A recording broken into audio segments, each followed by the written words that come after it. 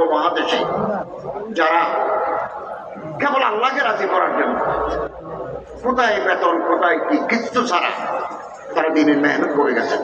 হযরত আল্লামা আশরাফ আলী থানভী রাহমাতুল্লাহ আলাইহি, শেখুল ইসলাম আল্লামা হোসেন আহমদ মাদানী রাহমাতুল্লাহ আলাইহির জীবন আমাদের জন্য উজ্জ্বল আলোক।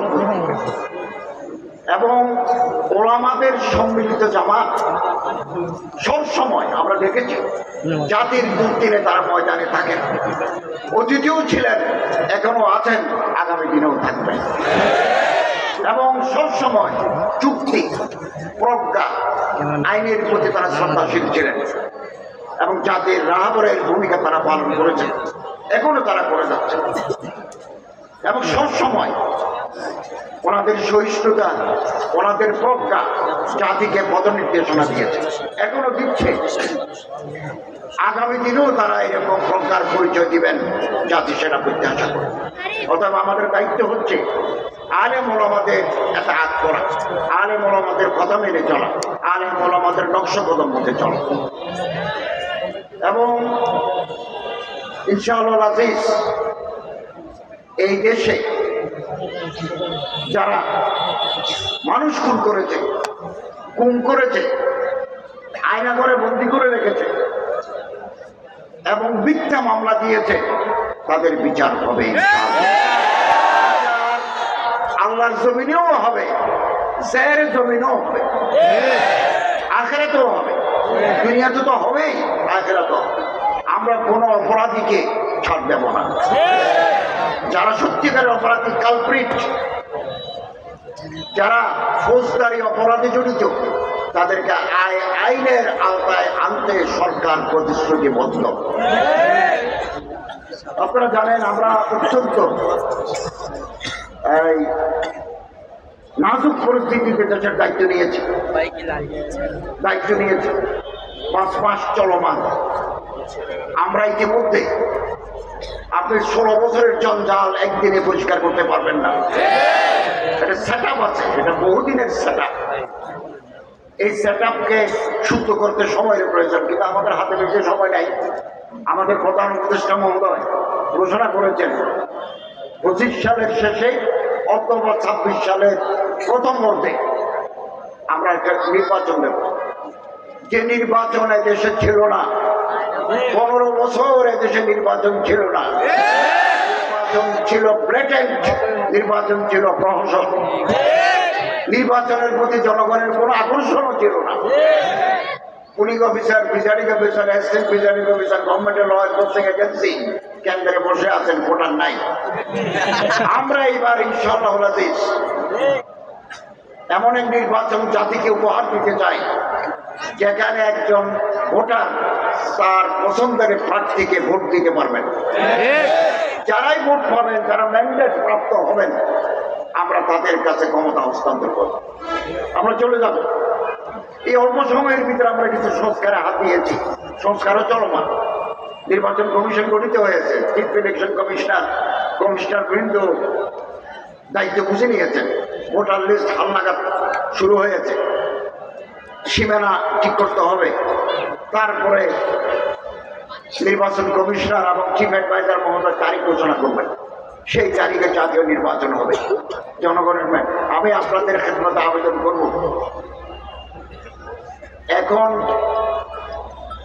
উপদেষ্টা পরিষদে, মন্ত্রী পরিষদে আমি একজন মাদ্রাসার ছাত্র। আপনারা জনগণের কাছে যান, কানেক্টিভিটি উইথ দি পিপল বাড়ান, জনগণের সম্পৃক্ততা বাড়ান। আমাদের ওয়াজ শোনার জন্য মানুষ আসে, গরম বক্তৃতা শোনার জন্য মানুষ আসে। ভোট অতীতে আমাদের দেয় নাই, কেন দেয় নাই? ভোট শুনতে আসে, লক্ষ লক্ষ মানুষ আমাদের জমায় কথা শুনতে চায়, কিন্তু ভোট দিতে বললো আমাকে দেয়। অতীতের 53 বছরের ইতিহাস খুঁজে দেখেন আমাদের পার্সেন্টেজ কত। অতএব আমি অনুরোধ করবো আলেম ওলামাদেরকে জনগণের পাশে দাঁড়াতে হবে। দাঁড়াচ্ছেন আলহামদুলিল্লাহ, আরো বেশি জনসম্পৃক্ত বাড়াতে হবে। অন্তত পক্ষে 30 জন আলেম যদি পার্লামেন্টের মেম্বার হয়, পার্লামেন্টের চেহারা বদলে যাবে। একজন জোনায়েদ আল হাবিব সাহেবকে যদি পার্লামেন্টে নিতে পারি, মাহমুদুল সাহেবকে যদি নিতে পারি, চিত্র বদলে যাবে। Please go to the people, জনগণের কাছে যান, জনগণের নাক পালস ধরেন। মৌলানা শহীদুল ইসলাম সাহেব পার্লামেন্টের মেম্বার ছিলেন নড়াইল থেকে। আসুন আমরা জনগণের সাথে মিশি, জনগণের সুখ দুঃখের ভাগী হই। আমি আশা করি হয়তো আগামী 1.5 বছর পরে নয়, আরো পরে হয়তো আলেমরা যদি জনগণের সাথে আছেন, আলেমদের সাথে, আলেমদের মূল শক্তি হচ্ছে দেশের জনগণ।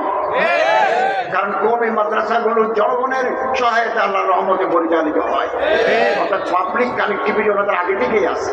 এটা একটু বেগবান করতে হবে। আমি আশা করি, আমার প্রত্যাশা, কতদিন আমরা দুনিয়াতে বেঁচে থাকবো কিনা জানি না, এই দেশ একদিন আলেম এবং ইসলামপন্থীরা রাষ্ট্র পরিচালনা করবে। চারিদিকে আলহামদুলিল্লাহ এভাবে জোয়ার সৃষ্টি হয়েছে। আমি সবসময় ঐক্যের কথা বলি, ওয়াহাদাত উম্মতের কথা বলি। এখনো যদি যারা ইসলামী আদর্শকে লালন করি, আমরা যারা আপনারা, আমরা যদি কাছাকাছি আসতে পারি, তাহলে আগামী দিনের ইতিহাস বদলে যাবে। নূতন এক সূর্য পূর্ব আকাশে উদিত হবে ইনশাআল্লাহ। অতএব আমাদের ঐক্য প্রয়োজন, ঐক্য প্রয়োজন। একে অপরের হাত ধরি এবং ইনশাআল্লাহ আল্লাহ না করুন এই সরকার যদি ব্যর্থ হয়, একটা নির্বাচন দিয়ে নির্বাচিত দলের কাছে ক্ষমতা হস্তান্তর করা আমাদের প্রাইম অবজেক্ট, এটা যদি আমরা ব্যর্থ হই কোনো কারণে, তাহলে এই জাতির ভবিষ্যৎ অন্ধকার হয়ে যাবে, অন্ধকার হয়ে যাবে। একের পর এক চ্যালেঞ্জ আমরা মোকাবেলা করছি, একের পর এক চ্যালেঞ্জ। আপনি একটু চোখ বন্ধ করে আমাদের দায়িত্ব নিচ্ছি আমরা 8 অগাস্ট। এরপর থেকে আপনি বাংলাদেশের সিচুয়েশন পরীক্ষা করেন, 1, 2, 3, 4, 5, 6 এভাবে একের পর এক অদৃশ্য শক্তি জনগণের মাঝে বিভেদ তৈরি করে গোলাবানিতে মাতৃকার করতে চায়। অতএব আমাদেরকে সচেতন থাকতে হবে, ঐক্যের বন্ধন মজবুত রাখতে হবে। আলেম ওলামাদের পদাঙ্ক অনুসরণ করতে হবে, ওনাদের কথা মতো আমাদের চলতে হবে। কারণ এটা জামাত, একটা দল, ওলামা হযরতের দল যুগে যুগে কোনো ভুল সিদ্ধান্ত নেন না, ওনারা সঠিক সিদ্ধান্ত নেন। এবং আলহামদুলিল্লাহ ভারতে আকবরের মতো গোমরাহ শাসককে সত্যের দিনে দাওয়াত দিয়েছেন উনি মুজাদ্দেদ আল-ফাসানি আহমদ সিরিন্দি। ভারতের বুকে যিনি ব্রিটিশ বিরোধী আন্দোলন করেছেন, তিনি একজন আলেম, শেখুল আল্লামা মাহমুদুল হাসান। তুরস্কে যিনি আন্দোলন করেছেন, আজ দোকান প্রেসিডেন্ট আমাদের চিফ অ্যাডভাইজারের সাথে, চিফ অ্যাডভাইজার কালকে আল আজহার ইউনিভার্সিটিতে বক্তৃতা করবেন এবং রজব তাইবার দোকানের সাথে দ্বিপাক্ষিক আলোচনা করবেন। এই যে মাহৌল, ইসলামী মাহৌল তুরস্কে পয়দা হয়েছে, এটা শেখ মাহমুদ আফিন্দি, ওনাকে বলা হয় শেখুল হিন্দ তুরস্ক আলেম। এই একজন আলেম মারা যাওয়ার পরে তুরস্কের প্রেসিডেন্ট লাশকান্দি নিয়েছে, লাশকান্দি নিয়েছে। রাশিয়া সমাজতান্ত্রিক বিপ্লবের পরে যারা আবার তিরমিজ, সিস্তান, বোখারা, সামারকান্দ, তারপরে এই সমস্ত এলাকায় আবার যে মাদ্রাসাগুলো চালু করে ইসলামে মাহৌল পয়দা করলেন, সেটার পিছনে আছে ওলামা। আমার এই দেশে বগুড়ার যে নদী আছে করতোয়া, করতোয়া নদীর পূর্ব পারে লাশের কবর, করতোয়া নদীর ওই পারে মাথার কবর। মৌলানা বললেন, মৌলানা তারিফ সাহেব রহমতুল্লাহ আলাইহি বাংলাদেশের ইতিহাস কিতাবে লিখেছেন, সন্ত্রাসীরা এসে এই দায়ী আল্লাহকে জবাই করে মাথা নিয়ে গেছে। মুসলমান আবার দৌড়ে এসে ওরা লাশটা দাফন করলেন, মাথা নেই, মাথা আছে ওই করতোয়া নদীর ওই পারে। এইরকম ওলামায়ে কেরাম যুগে যুগে শ্রম দিয়েছেন, মেহনত করেছেন, রক্ত দিয়েছেন। পৃথিবীর কোনো রক্ত বৃথা যায় নাই, যাবেও না ইনশাআল্লাহ।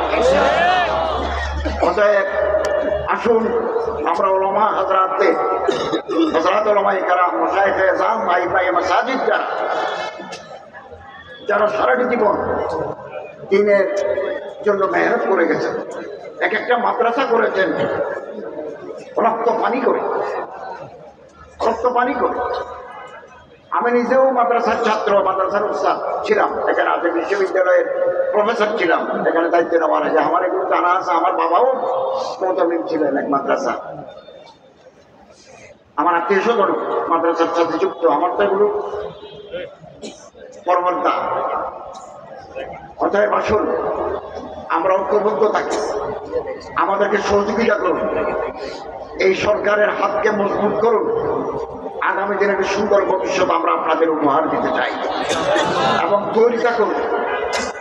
আমি তো নমিনেটেড বাই দি গভর্নমেন্ট, সরকার কর্তৃক আমি মনোনীত, নির্বাচিত নই। নির্বাচিত সরকার লাগবে। আগামী দিনে আপনারা আলেম ওলামাদেরকে নির্বাচিত করুন, যারা সমাজের মুখপত্র, যারা তর্জমানে ইসলাম, ওনাদেরকে আপনারা পার্লামেন্টে পাঠার ব্যবস্থা করুন। এখনো হাতে কিছু সময় আছে, এখনো কাজ করার সুযোগ আছে। একা হতে পারবেন না, আর অন্যের হাত ধরুন। সবার 10টা হাত যদি একসাথে জড়ো হয়, বিশাল শক্তিতে পরিণত হবে। এবং এই দেশে সুপ্রিম কোর্টের একজন বিচারক এর মাধ্যমে আমরা একটা জাজমেন্ট পেয়েছি, আমার বাসায় আছে, এখনো পড়ে দেখি নাই। উনি একটা ঐতিহাসিক রায় দিয়েছেন এদিন, কয়দিন আগে, যে এই দেশে আল্লাহ রসুলের বিরুদ্ধে যদি কেউ কোনো ধরনের অবমাননার সুযোগ বক্তব্য রাখে, ইঙ্গিতে ইশারায় প্রত্যক্ষভাবে তাকে কঠোর সাজা দিতে হবে। একটা অবজারভেশন উনি দিয়েছেন, আমার কাছে পুরো রায়ের কপি আসছে। তো আলহামদুলিল্লাহ পরিবেশ উন্নত হচ্ছে, ইসলামিক মাহৌল পয়দা হচ্ছে, এগুলো আলেমদের দান। আমরা অন্যান্য যারা ইংরেজি শিক্ষিত মানুষরা আছেন, ব্যারিস্টার আছেন, প্রফেসর আছেন, উকিল আছেন, সরকারি কর্মকর্তা আছেন, পুলিশ আছেন, র্যাব আছেন, ল এনফোর্সমেন্ট এজেন্সি, আমরা তাদের মধ্যে সম্মান দেখাচ্ছি। তারা আমাদের বাপ, তারা আমাদের ভাই। এমন মানুষ আপনি পাবেন সরকারি ইউনিফর্মরত অবস্থায় তসবিহ গোনে, এরকম অফিসার আমাদের ভিতরে আছে। ট্রাফিক পুলিশ বাধা, ট্রাফিক সিগন্যাল পরিচালনা করছেন, হাতের এক পাশে তসবিহ আছে, এরকম নেককার মানুষের সব জায়গায় আছে। এর পিছনেও আলেমদের অবদান আছে। আমাদের মাথায় যে টুপি, আমাদের মুখে যে দাড়ি, আজান দিলে মসজিদ পড়তে হয়, এগুলো আলেমদের অবদান, ওলামাদের অবদান। ওলামারা আমাদের মাথার তাজ, ওনাদের প্রতি যাতে কোনো সম্মান না হয়, ওনাদের মেহনতকে আমরা দোয়া করি আল্লাহ তাআলা কবুল করুন, আমিন। এবং আগামী দিনে একটা সুন্দর বৈষম্যহীন রাষ্ট্র যাতে আমরা গঠন করতে পারি এবং রাসূল করিম সাল্লাল্লাহু আলাইহি ওয়াসাল্লামের সিরতের আদর্শে যাতে আমাদের রাষ্ট্র গঠিত হয়, এই স্বপ্ন আমরা বুকে লালন করছি। আমাদের এটা পর্যায়, একটা মারহালা, আমরা একটা পর্যায়ে আছি, আরো পর্যায়ে আসবে, আরো ফেজেসুল কাম। আল্লাহ তাআলা আমাদের সবাইকে দ্বীনের খেদমত ব্যাপকভাবে করার তৌফিক আল্লাহ তাআলা আমাদের দান করুন, আমিন। এবং হযরত উলামায়ে কেরাম যারা আছেন, তাদের খেদমতকে আল্লাহ তাআলা দিন দুগুনি রাত চুগনি তরক্কি দান করুন, আমিন। ওয়া আখিরু দাওয়ানা।